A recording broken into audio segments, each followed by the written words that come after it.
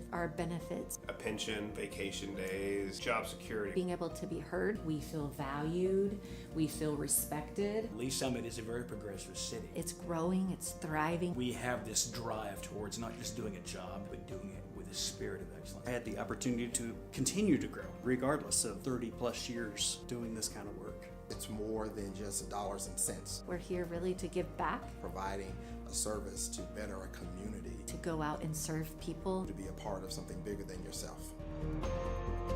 If I would have known what I know now, years ago, I would have been here much sooner.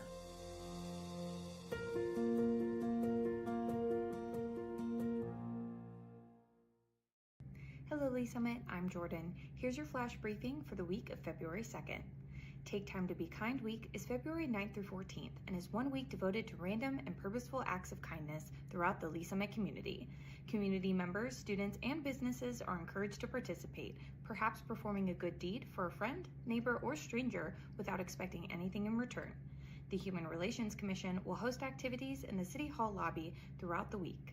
The public is asked to share their acts of kindness on social media using hashtag LSKindness.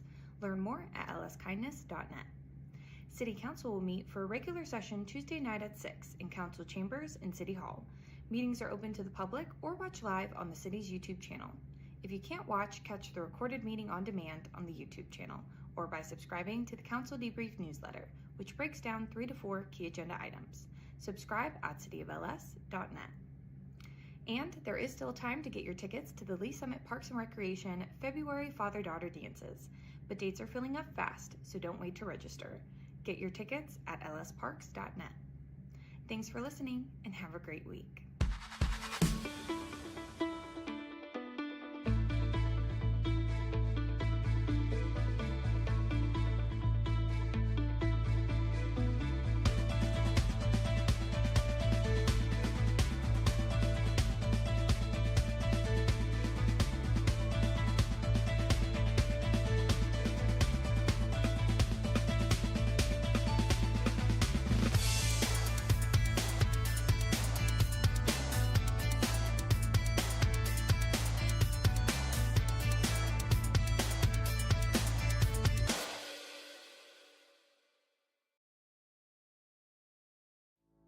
Traditionally, we think as police officers, those responding to law enforcement needs within the community. But honestly, we are there to serve our citizens, and our citizens do go into crisis. They do have mental health crises, and we're being called to those scenes on a regular basis. In order to help serve those citizens better, we did initiate the Crisis Intervention Team Program. These are officers that are specially trained to de-escalate crisis situations. Recently, we've brought co-responders onto the scene, licensed qualified mental health professionals housed within our police department, and they respond with those officers directly to those scenes where a crisis is occurring so they can interact with that citizen and get them the help they need right there on that scene.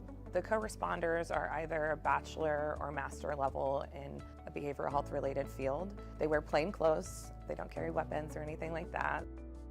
I have a police radio that I listen to all day. Listen for, those key words: mental health, behavioral health, crisis. There's a lot of officers that just call for me. I have my own radio number. I also have the ability to self-dispatch to them and say 982 is en route. Officers en route, 914, Armstrong. So typically I arrive after they've made it safe. I'll make contact and get kind of the rundown, and then I just kind of jump right in. I'm like, hey, my name's Allison. I'm a mental health professional. I'm here to help you. I'm not here to take you to jail or arrest you. Sometimes all a person needs is a voice, someone neutral, someone outside that, can listen. I do a lot of safety planning, including family, their support network, who's close to you. If they're home alone, who can come over and hang out with you today? Can we lock away your sharps? Can we put up your meds? Do you need meds? Can we get you over to the urgent care to get you assessed for your medications? Some of them also are like, oh, I'm so glad you came. This made me feel so much better. Our main goal as the co-responders is to, one, get people connected to the services that they need, and also divert from emergency rooms and jails. And they almost get a different view of the police responding. That lets me know you care and the officers care. Please, how can I help you? My husband In 2020, we had 722 mental health related calls for service. 2022, by that time, 1,479. These mental health related calls for service are increasing. How we're responding to that is increasing the number of crisis intervention team officers we have available, as well as the number of co-responders we have available to respond on these calls. So what I think is important for the community to know about the co-responder program is that we're here, we exist. All you have to do when you call 911 is ask for us. You know, say, hey, I want a co-responder to respond to this crisis, and we'll go. I was really struggling about 8 years ago on my personal journey with mental health, and I met some amazing social workers and amazing programs that have helped me get to where I am today. I really couldn't see myself doing anything else.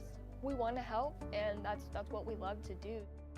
So I had a client, we got a call, she had some suicidal ideations, and she really felt that she had nobody. And and getting to know her story and getting to know who comes around and sees you, well, then we found a support person, and they responded immediately, and we made a plan. I called back and checked on her in an hour, and then I checked on her in 2 hours. We were able to get her into the additional services to where she talks to someone every week or more.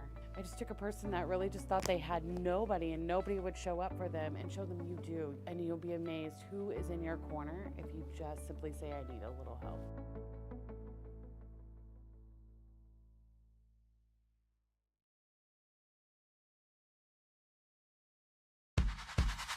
Lee Summit has lots of local destinations, but where do you start?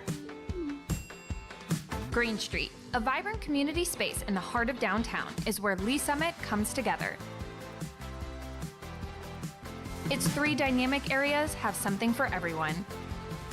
Green Street Market is a modern event venue and home to the downtown Lee Summit Farmers Market. Green Street Lawn is a covered performance space hosting live music, family activities, and more. Green Street Grove is a mixture of gathering spaces, an immersive playground, and bold architectural features. And all 3 areas host community events year-round. So the next time you set out to enjoy the city you love, remember, meet at Green Street.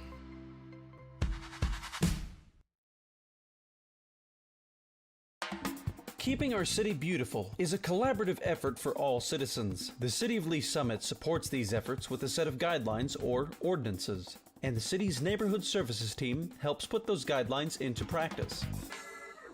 These guidelines ensure grass stays trimmed, fences are maintained, home exteriors are kept up, and much more. We can all help out by first making sure our property meets these guidelines. If you notice a potential violation on a neighbor's property, first check the guidelines on the city's website. If it is a violation, the next step is to communicate with your neighbor directly. If that is not possible, or if the problem persists, it can be reported through LS Connect. LS Connect is an online platform for submitting issues to the city. You can access it on the city website or by downloading the app through your mobile device's app store. Once you submit an issue, it is reviewed by the Neighborhood Services team. A Neighborhood Services officer will then visit the site. For any violations found, the Neighborhood Services officer will leave a notice and speak with the property owner if possible. The officer's goal is to help the property owner solve or abate the problem as quickly as possible. After a 10-day period, the officer will inspect the site to see if the issue has been abated. Normally, by this point, the issue has been resolved. If not, depending on the type of issue, an extension could be granted, or the city might fix the problem at the owner's expense. In rare cases, if all other measures have been applied, the issue will be resolved in the municipal court.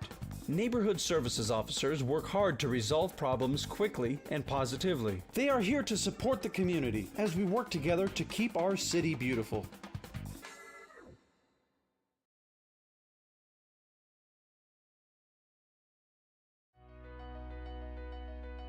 I really love living in our historic downtown. I walk my dog around the shops, take her for, they do pub cups at Poppy's, so you can get ice cream with a little dog biscuit in it, which is her favorite thing in the world.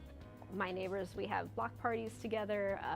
I really like how welcoming and how vibrant it is. It's an amazing place to live. Lee Summit's a really great community. I love living here, and I just wanted to try to find a way to give back, look out for my neighbors, for the community. I've always tried to be involved. Before serving on city council, I used to volunteer with AFS, which is an organization that hosts foreign exchange students. So my husband and I have hosted kids from around the world, and then also volunteered with local families and schools. In my professional life, I'm a paralegal, and then in my personal life, I enjoy reading, sewing. I'm a quilter, so I just finished a log cabin quilt that I'm going to send to my aunt out in DC.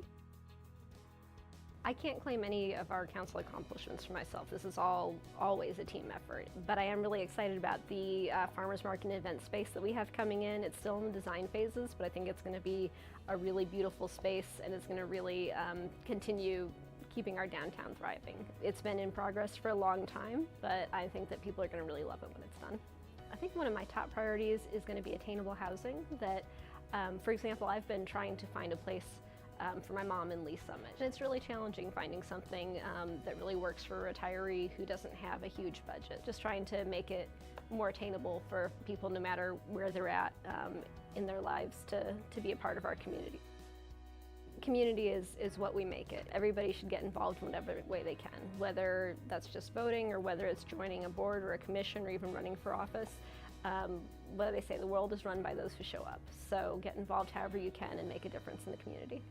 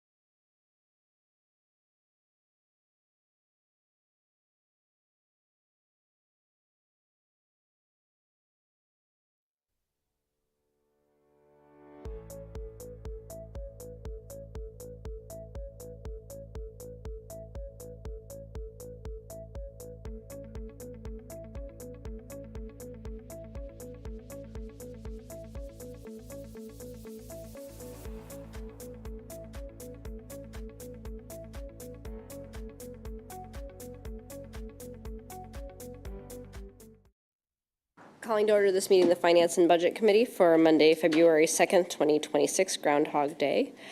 Can we get a roll call, please? Councilmember Funk. Present. Mayor Pro Tem Lopez. Here. Vice Chair Lovell. Here. Chair Shields. Here. All right. I would look for an approval of the agenda, please. Chair. Yes. I move to approve the agenda as written. Second. You have a motion, a second to approve the agenda. Can we get a vote, please? Mayor Pro Tem Lopez. Aye.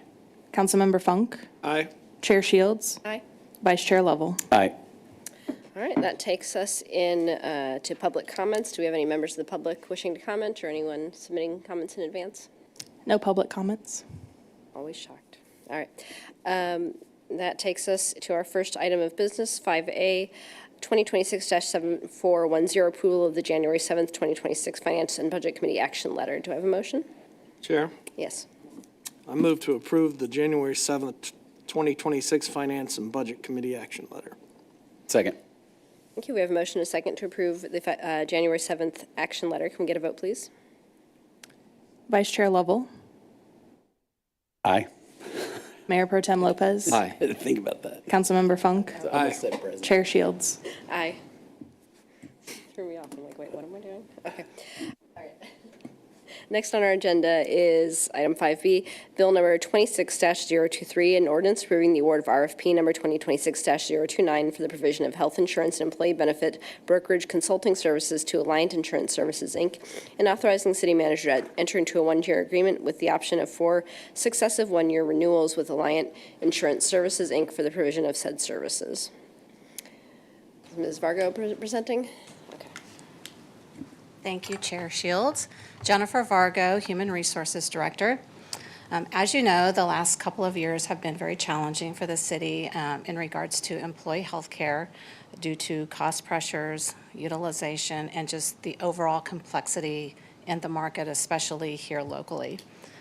We did conduct a competitive RFP process late last fall for new consulting and broker partner for the city.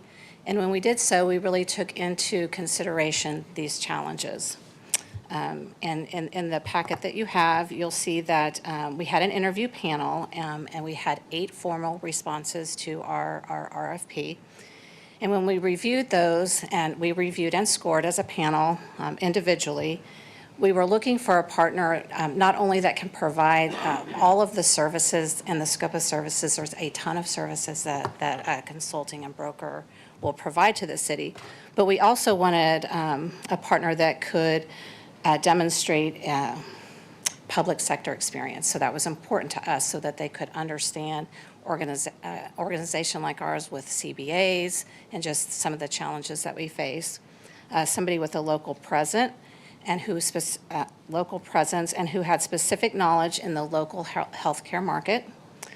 We wanted a strong support model, and we wanted demonstrated experience and ability to lead public organizations through a strategic analysis of the different funding models, and to come up with the best funding model for the city. And so through that process, the top 4 were identified.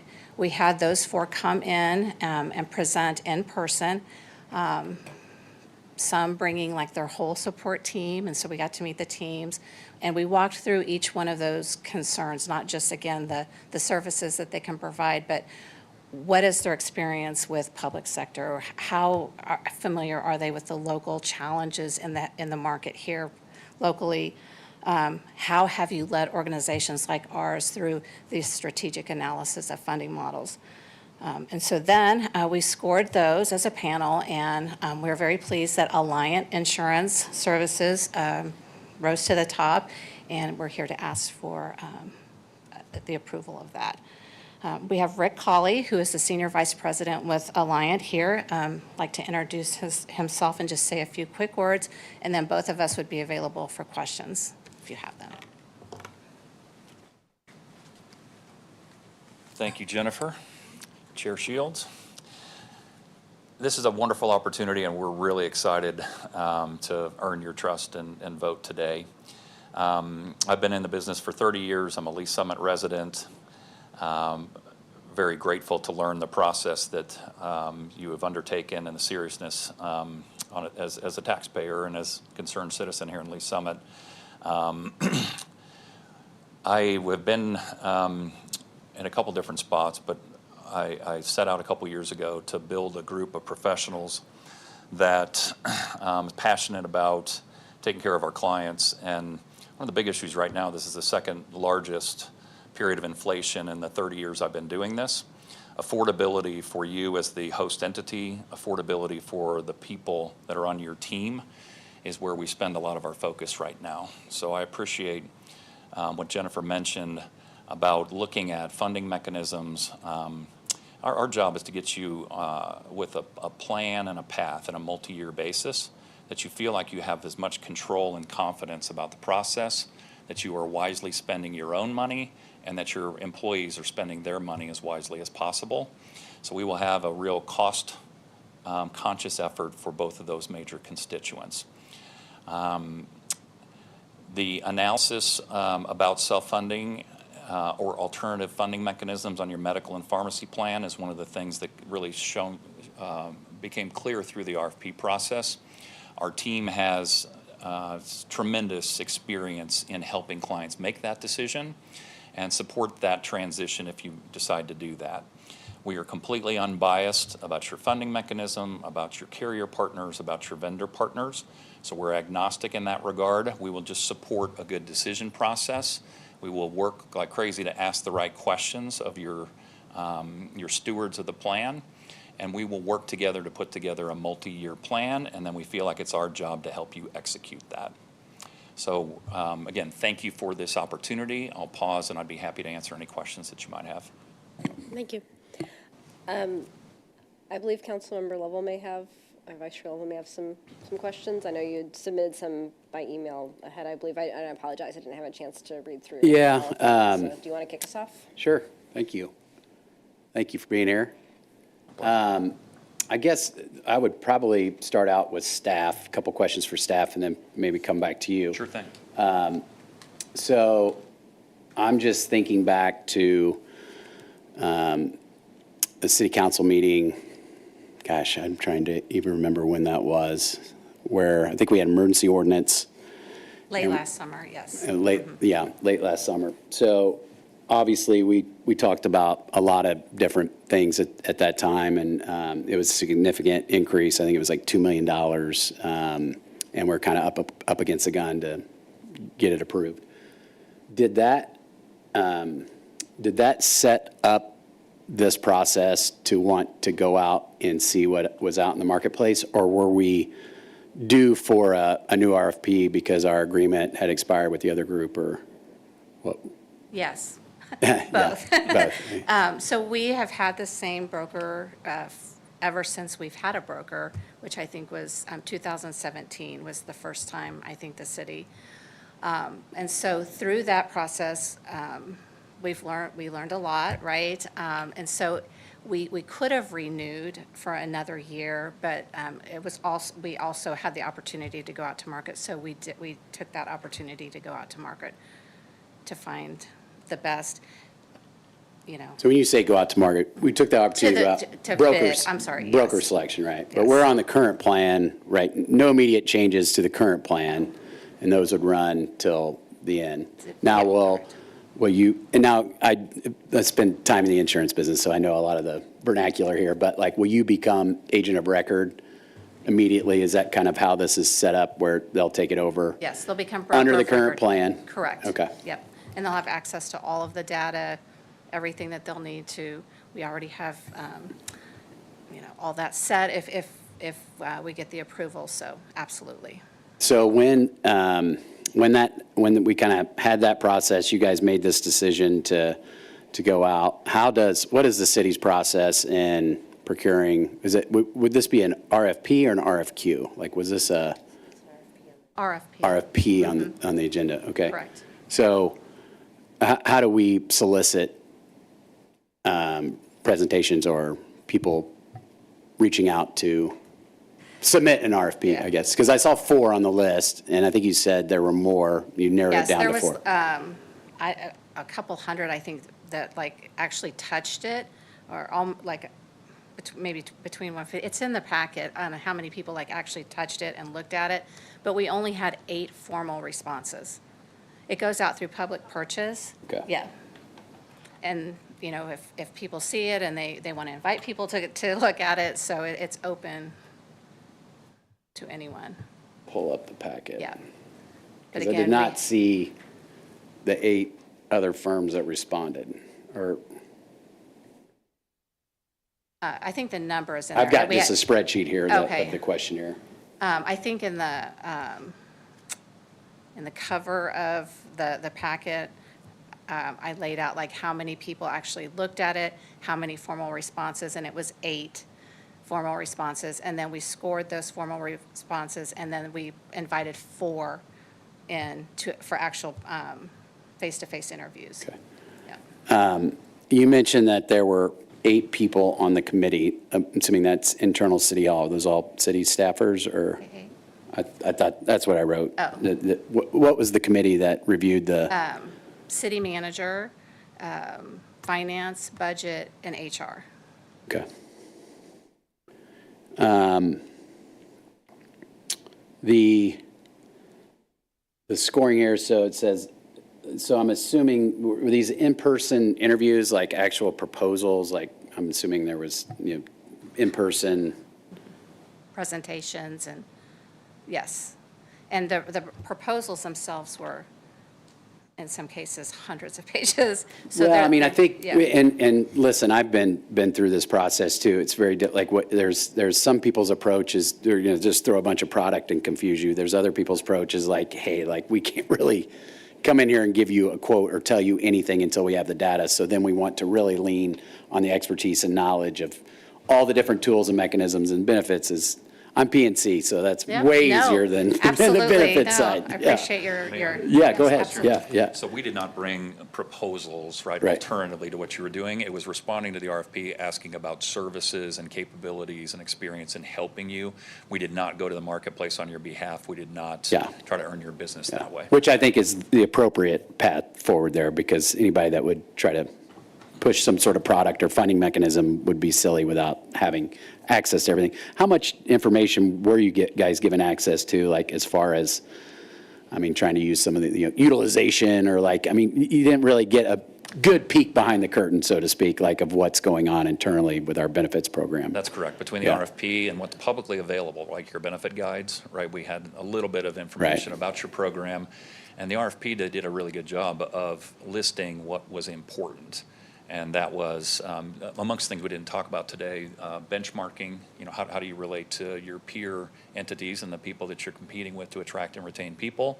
Loud and clear was, we've had issues around the medical plan and the cost of the inflation, and we want to look at various ways to fund this in the most efficient and effective way. So we're looking for an organization that has experience and can help us. But it was way more, Vice Chair level, about the capabilities of your firm, your experience, versus diagnosing and prescribing at this point. And we provided, of course, the overall benefit look, like how many employees, how many lives do we cover, what is our offering today, that sort of thing. Gotcha. Yeah. Including, if I might add, the various constituencies that you're representing, the collective bargaining agreements. So they did a really good job of laying that out, the number of retirees, the number of employees, the number of dependents, and that type of information. Gotcha. And then I know I saw this in there. So we're on it'll be a fee-based service. I think it's $125,000, excluding any contingencies. So like supplemental would still be commissions, like based on like all the supplemental plans. So it's not flat 125. It is a $125,000 fee, but the supplemental products. That's right. The voluntary benefits. Subject to the commissions. That's correct. Right. And we have committed to full transparency, to sharing with you every dollar that we earn as a result of being your broker. I think that's great. And certainly understand, the size. I mean, if this was on a commission that it would be much higher, then it would be a much bigger number. But I do think that's important, and especially I know with reporting in the way that goes now, I think you're kind of required to give some of that information now, or not everybody does it, but. Much more so, less so on a public entity basis. We think regardless if, what you're required, you deserve to know that up front and on the backside, right? So you're not an ERISA plan, so the benchmark in the industry is lower than if you were an ERISA plan. We treat all of our clients the same. You deserve that information. That's great. So here comes the rub. Here comes like the challenging part. So, or at least the question that I think where it becomes difficult, especially our job as a body to approve benefit plans, to how they're funded, things like that. And maybe how do you balance between listen, I don't think there's anything nefarious about how a city might look to, or if I was sitting there negotiating my benefit plan, would want the best benefit plan. In fact, it's an unenviable position to be in, right? Because it's like you're negotiating your salary in some cases. I don't want to say, I won't say that we necessarily had a broker problem, but I also think it can be a challenge as a broker because you're trying to balance both, right? So how do we keep a tool that's attractive to keep our talent and our people here, while also being mindful of the market and knowing sometimes those levers will have to be pulled to offset some of the costs. And I think one of the things that kind of jumped out in the meeting that we had is that we had, notably had a much lower deductible structure than maybe some comparator cities. And so maybe you could talk about the challenge there of working both sides there, right? Because the last broker that was up here, I mean, he was getting a lot of heat. Now, I also know that he's also kind of doing what he's being asked to do within the city, then comes up and it's like, again, I'm not saying there weren't things they could have done to make it better for us, but maybe you could talk a little bit about that balancing act. Our most successful working relationships have open dialogue, no surprises, regular communication with all the governing bodies. And so obviously we would work with Jennifer and her team, day to day directly, but I like to have the opportunity to have access and conversations like this and share dialogue with the governing bodies and everyone. When we don't, gaps sometimes exist in that communication, and problems tend to ensue, especially Vice Chair, when you have such an inflationary environment, and then surprises happen and people, get sideways over it, and understandably so. So helping you understand where you stand in relation to the marketplace, and then having a conversation around where do we want to be, right, from a standpoint of attracting and retaining people, and how benefits is a part of that is very important. The financial component of this, and no surprises, so helping everybody who needs to know and understand on a regular basis. And on an insured basis, we can still get you monthly information of your claims versus premiums. We have a sense, you know, as soon as we get that information as to where you're running and expected to projected, or you know, what the insurance company says you ought to be running, we can tell you what the trends are. So on a monthly basis, we can help your advocates understand, help you understand, are we running well, or do we have a problem emerging? That's great. So that's one of the things that causes most problems in our life, is if there are gaps in that communication, that's where problems tend to ensue. So we are committed to eliminating that. That's great. That gap. Yeah. So I do that proactive communication. And so I guess my next question would be, because I don't think I was on, does finance and budget get presented the benefits plan before it goes to council for approval? Typically, it would, yes, but we were under a very tight timeline. But yes, we would typically bring that to you guys first, and then. Because there are just, it is, listen, this is, again, this is I would say an unenviable task, like to balance all of this. And then, you know, because you're getting into utilization and sometimes you can get information, sometimes you can't. I think what we want is like figuring out, you know, the right partner is to be able to, you know, again, I'm probably like, when you're in like a fully funded plan, like, do you get claims data or do you not get claims data, like utilization, and then also not just thinking of that, but like, how do we educate, you know, our staff to be better consumers too, right? Because that's one of the challenges too, is like, you might not even know that you go down the street for an MRI, it's $5,000, and across the street, same MRI is $1,000. So coming up with some of those tools too, where we can be really proactive, where you don't diminish the quality of care, but we're also being smarter consumers. Optimize it. Yeah. One of the really compelling reasons to move on the risk continuum away from fully insured towards self-funding is the closer you get to self-funding with reinsurance, the more data that you get. It becomes your data instead of the insurance companies, and we will be able to provide much more information to you that then provides and that, by the way, we protect through HIPAA all private health information, but on an aggregated basis, we can come to you and say, here's what's driving your losses, and here's what's actionable. And given your circumstances, here's 3 or 4 levers that we could pull to influence this. And a lot of this is, once you have that information and know what you're trying to solve, then we have to put together an engagement plan that works for your populations. That's great. And I think that's the other thing too. I think cities have notoriously been hesitant for any sort of you know, non-traditional funding plan just because of the risk. But maybe you could just talk about how, like with reinsurance and some of those things, like you can go into a self-funded plan that looks like a fully funded plan with reinsurance and the proper mechanisms in place, where we don't have some huge bogey at the end of the year. Self-funding sounds scary, right? So you fund if you were to go that direction, and we may not, right? You may not, right? But let's assume that you choose to do it. Most private groups who are 700 employees are self-funded with reinsurance, and so what that means is that you're actually funding your own claims up to certain limits. And what the reinsurance comes in 2 different categories. For certain, you would have specific or individual coverage, and that means that let's pick a number. At $100,000, the city would fund up to that level, and then anything above that would be reimbursed by the carrier that we transition that risk to, a reinsurer. You could also contemplate a second type of reinsurance, which is aggregate. So for all claims below that specific level that you are funding and responsible for, it aggregates up to a certain limit at which the city's responsibility stops and a carrier's begins. Gotcha. So and that is the 2 ends of the funding range that I would encourage you to consider. There's one group in town that I'm aware of that self-funds completely and is willing to take on the risk of that $10 million, $20 million claimant. Most everybody else has retention levels. So part of our job when we're looking at that funding mechanism is to say, here are the interim steps in between, because there are 3 or 4 that you could consider along that continuum. Here's the risk, here's the upside, here's the type of information you get, here's the corresponding pros and cons associated with each.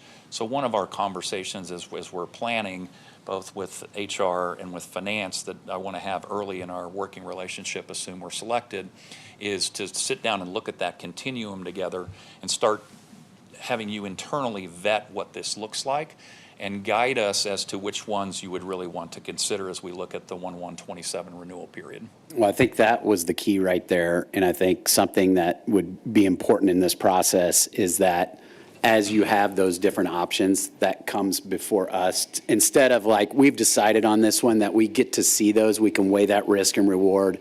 I think that would be very helpful for all of us in the future. And so I think you kind of hit on it there, which I think is the most important part as we are stewards of the taxpayer dollars, understanding what we went through last time, is to say like, hey, we're showing you this is what the non-traditional self-funding plan looks like. Here's the pros and cons. Here's this one. Here's the pros and cons. Here's the costs associated with it. Here's the level of benefits. Here's what they lose. Here's what they get. I think that's what is just important for us as we make this decision. And it sounds like you guys have hit on a lot of those things that we may not have been getting in the past. So. And the dialogue that we get back and the feedback is very important as we're vetting and having these conversations to help you guide towards the right risk level that you would take. That's and great. The whole idea is, I can pretty well assure you, over a 10-year period, the city is going to be better off financially to have taken more risk, Sure. measured risk. In any 1 or 2 year period, that won't be the case, right? So for probably 7 of the 10 years, you'd be better off by self-funding. 3 of those you would not be. We are not going to know which one those 3 are. So part of the conversations we have to have is, what can your budget tolerate Right. if we do have that tough year in year 1 or year 2?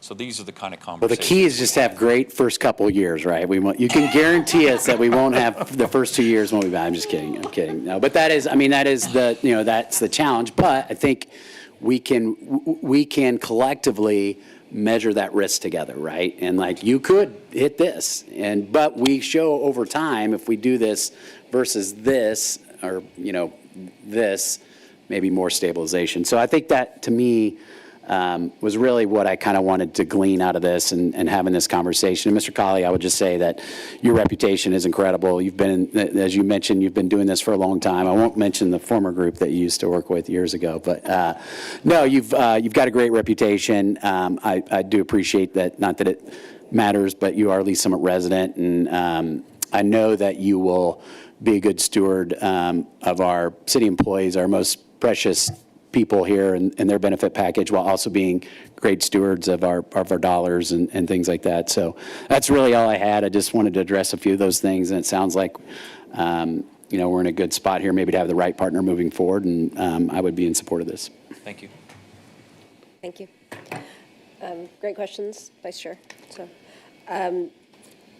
I appreciate this too. I think this feels like a path forward on some of these big issues we've been talking about, that it's hard to wrap our arms around those without some outside expertise. So I really look forward to that. I very much agree. I'd like to have that conversation openly in this committee before any decisions are made, that it would be really helpful to have that education and then to weigh the pros and cons. I feel like getting deep into the weeds on exactly what services are covered isn't our job, but the big picture evaluating of risk profiles and the overall direction of the city, like that's, I feel like what we're here to do. So I really look forward to that. Absolutely. And then I guess, and I apologize to the other committee members. I'm just going off on my items, but I will come to you guys if you have any questions here in a second. Okay. With kind of charting this multi-year plan, and it sounds like we've talked a little bit about kind of coming to this committee to do some vetting of different options, but how does that look over the next year? Like, you're working closely with staff, helping present options, and then coming back here? Like, what's kind of the big picture of what we should expect going forward if we approve this? Well, some of that probably remains to be seen, but I do believe in a multi-year strategy. There could be steps that we take from going from fully insured to perhaps a fully self-funded with more risk. But Again, we really haven't even gotten into the details of that. I guess I meant more like just the procedure, like are we going to have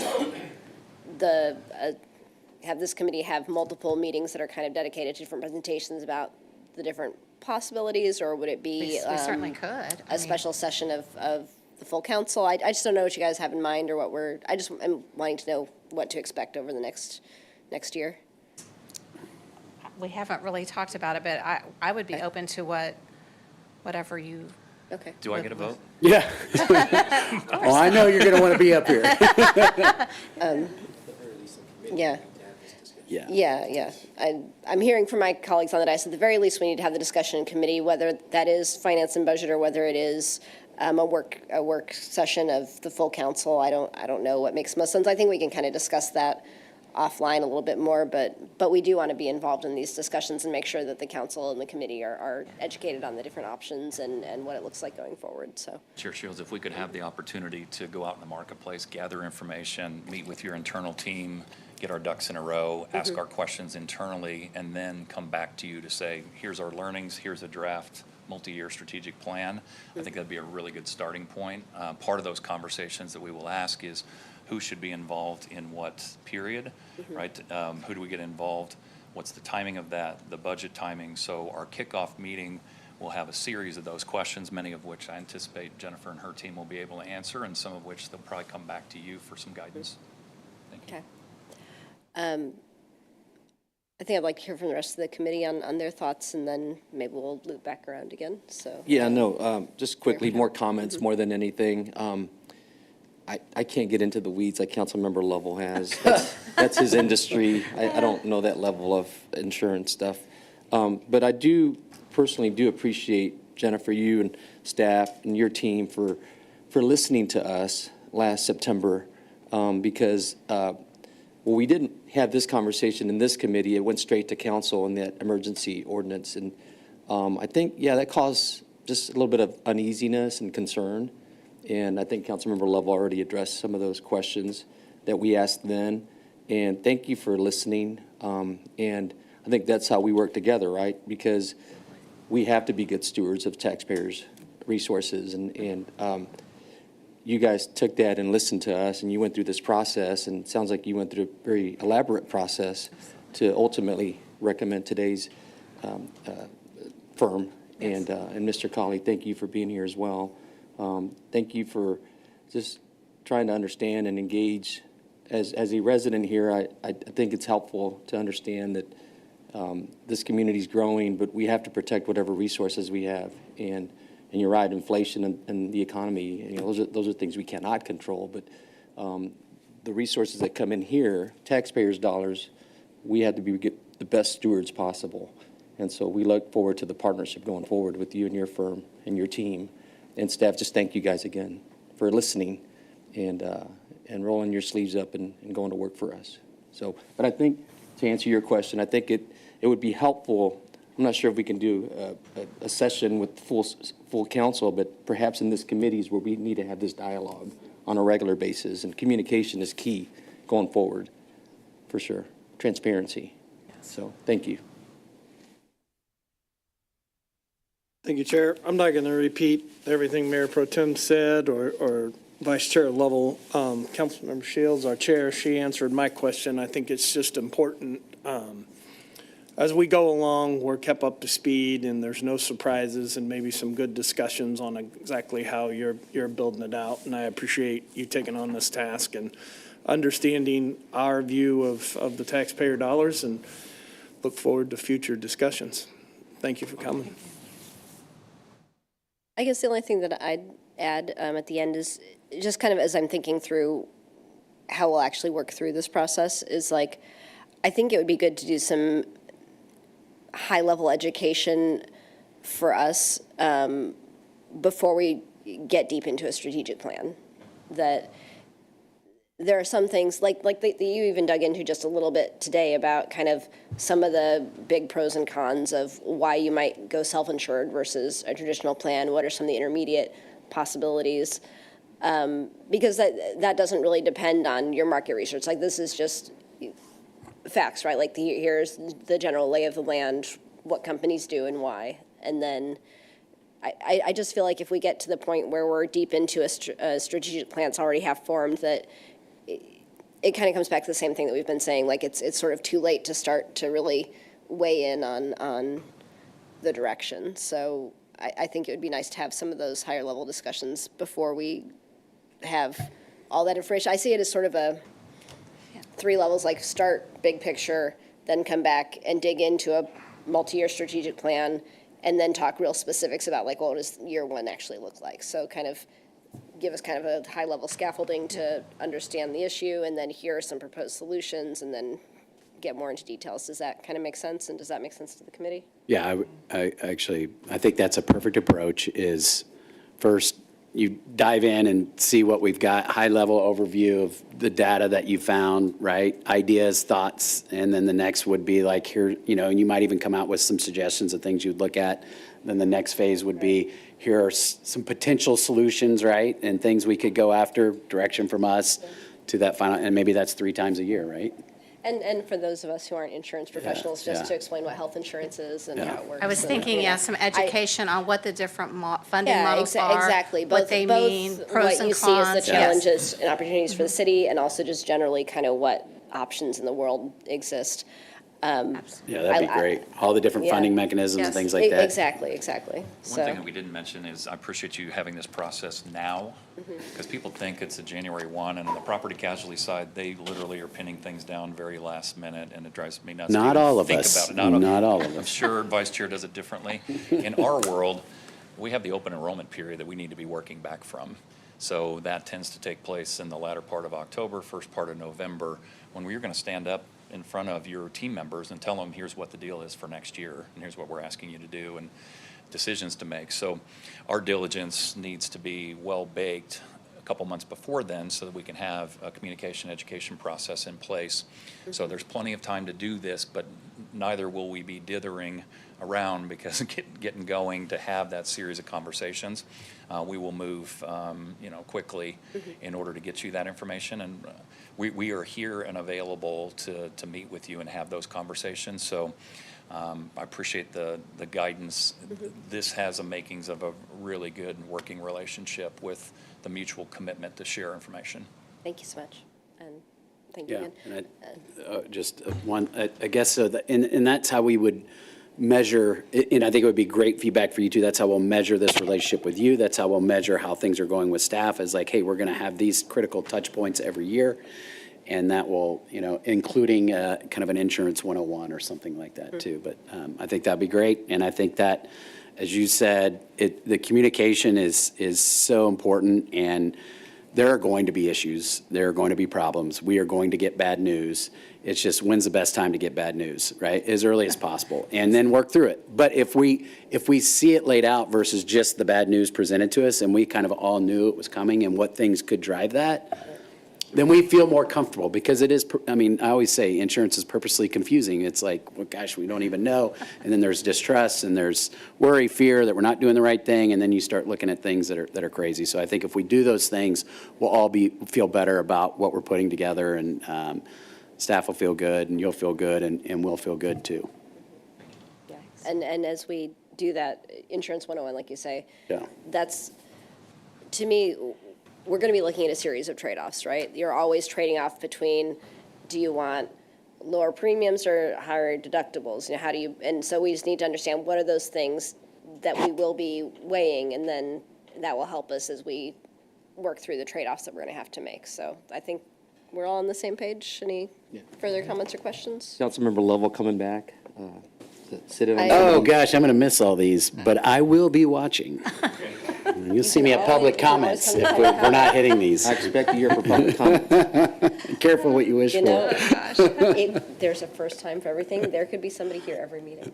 So if there's no further comments from the committee, then I would look for a motion, please. Chair, I move to recommend to council for approval bill number 26-023, an ordinance approving award of RFP number 2026-029 for the provision of health insurance and employee benefit brokerage consulting services to Alliant Insurance Services Incorporated, and authorizing city manager enter into a 1-year agreement with the option of 4 successive 1-year renewals with Alliant Insurance Services, Inc. for the provision of said services. Second. Thank you. We have a motion and a second to recommend Bill 26-023 to council for approval. Can we get a vote, please? Mayor Pro Tem Lopez. Aye. Councilmember Funk. Aye. Vice Chair Lovell. Aye. Chair Shields. Aye. All right. That wraps that up. Thank you again so much for your time. We really appreciate you being here. Thank you. Thank you. And thank you to staff.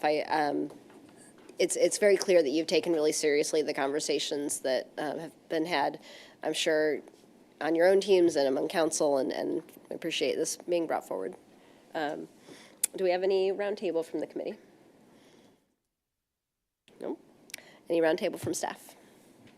No, what I will say is that I think we've taken a lot of notes, so we've kind of got the marching orders on how to present and work through this and really come back in a regular interval. So we'll obviously, as we discuss buckets of funding sources and like you said, the trade-offs and different things, and as HR and the insurance broker work together closely, I think we have some good notes on that. So okay.